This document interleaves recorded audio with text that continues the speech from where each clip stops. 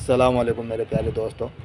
बहुत अफसोस की बात यह है कि मौलाना सलमान साहब की फैमिली जो पानी में डूब गई है, उसके ऊपर एक और मसला निकल के आ रहा है।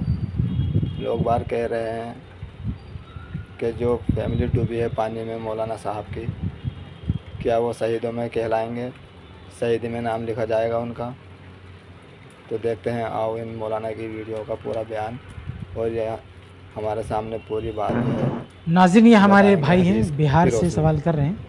चलिए इनका सवाल ये है कि देखते हैं। बिहार में जहाँ ये रहते हैं वहाँ पे सैलाब आता है और उस सैलाब में कई लोग फौत हो जाते हैं, यानी सैलाब उनकी जान ले लेता है, कई लोग मर जाते हैं। तो हमारे भाई सवाल ये कर रहे हैं कि जो लोग उस सैलाब में फौत होते हैं, क्या वो शहीद हैं, उनकी कोई फजीलत है? इनका कहना है कि इन्होंने ऐसी कोई बात सुनी है, शायद ये कंफर्म करना चाहते हैं कि क्या ऐसी कोई बात है कि अगर कोई सैलाब में पानी में डूब के मरता है तो उसकी कोई फजीलत है।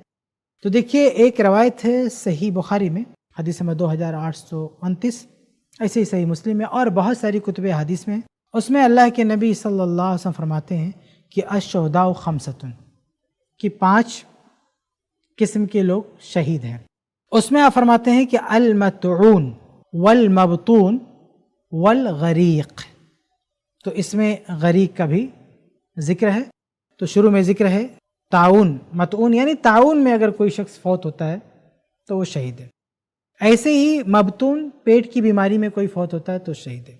और ऐसे ही वल गरीक, अगर कोई डूब के फौत होता है तो वो शहीद है। और आगे है कोई दीवार से दब के फौत होता है वो भी शहीद है। और उसके बाद वह शहीद फी सबीलिल्लाह, अल्लाह की राह में कोई शहीद होता तो वो भी शहीद है। तो ये 5 शोहदा का जिक्र है। इसमें तीसरे नंबर पर हदीस में जो लफ्ज़ है वो है वल गरीक, यानी पानी में डूब कर मरने वाला। तो भाई साहब ने जो बात सुनी है वो बात सही हदीस से साबित है कि अगर कोई शख्स सैलाब में पानी में डूब के मरता है तो हदीस में उसको शहीद कहा गया है, यानी उसको एक मकाम दिया गया है, उसकी एक फजीलत दी गई है। इसका मतलब ये है कि अगर उसके गुनाह होंगे तो इंशाअल्लाह, चूँकि उसकी मौत इन हालात में हुई है तो उम्मीद है कि उसके गुनाह अल्लाह ताला बख्श देगा। या अगर वो बहुत ज़्यादा नेक आदमी था, गुनाह बहुत कम थे, या पहले ही किसी वजह से अल्लाह ताला ने उसके गुनाह माफ़ कर दिए हैं, तो इंशाअल्लाह इस तरह की मौत के बाद अल्लाह ताला आखिरत में उनके दर्जात को बुलंद करेगा।